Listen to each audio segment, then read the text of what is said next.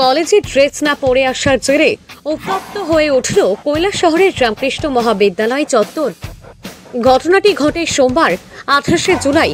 অভিযোগ, কলেজের প্রথম সেমিস্টারের ছাত্র আশরাফুল ইসলাম ড্রেস না পরে কলেজে আসায় সিনিয়র ছাত্ররা তাকে কলেজ ত্যাগ করার অনুরোধ করে।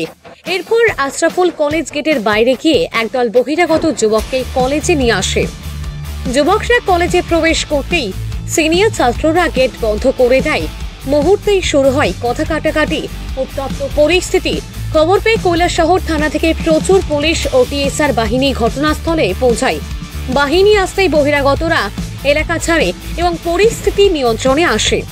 ঘটনার পর থেকে কলেজ চত্বরে থমথমে পরিবেশ বিরাজ করছে।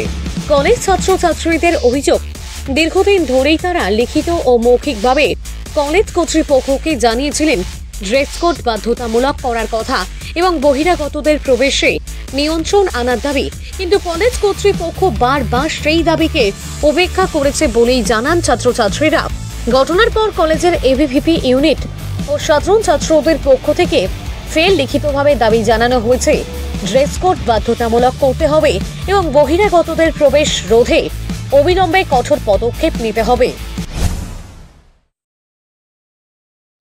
অনেক প্রায় প্রত্যেক দিন বলতে আমাদের কলেজে বহিরাগত ছাত্র সংখ্যক ঢুকে আমাদের অনেক নানান ধরনের সমস্যা তৈরি করছে।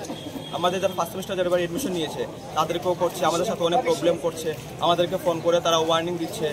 আজ কি হয়েছে, আমাদের একটা ফার্স্ট সেমিস্টার স্টুডেন্ট যাকে আমরা বলেছিলাম যে ভাই আউটডোর কলেজে তুমি এসো না, আউটডোর কলেজে আসার রুলস নেই। তো আমরা কইছি যে ঠিক আছে দাদা, এরকমটা কইয়া আমরা বাইরে গেছে, কলেজে বাইরে কি করছে তারা ফোন করছে, বহিরাগত ছাত্র সংখ্যককে ফোন করছে, তারা ফোন কইরা আনছে। আর বহিরাগত ছাত্র সংখ্যক আমরা ফোন কইরা ওয়ার্নিং দিয়ে যে আমরা কলেজটা বাইরে দেখতাম তারা আমরা কি করতে পারবো কি না, এরকম একটা প্রত্যেকদিন একটা বিশৃঙ্খলা তৈরি করতেছে। আমরা কলেজ কর্তৃপক্ষরা জানাইছি যে বহিরাগত ছাত্র সংখ্যক যাতে আমরা কলেজে না ঢুকতে পারে, কিন্তু আমরা কলেজ কর্তৃপক্ষ তাতে কোনো হস্তক্ষেপ করছে না। এখন তারা এই যে ফলাফলটা জিরোই আছে। যে স্টুডেন্টটা সিভিল সে কোন সেমিস্টারে আছে? ফার্স্ট সেমিস্টারে। কি নাম তার?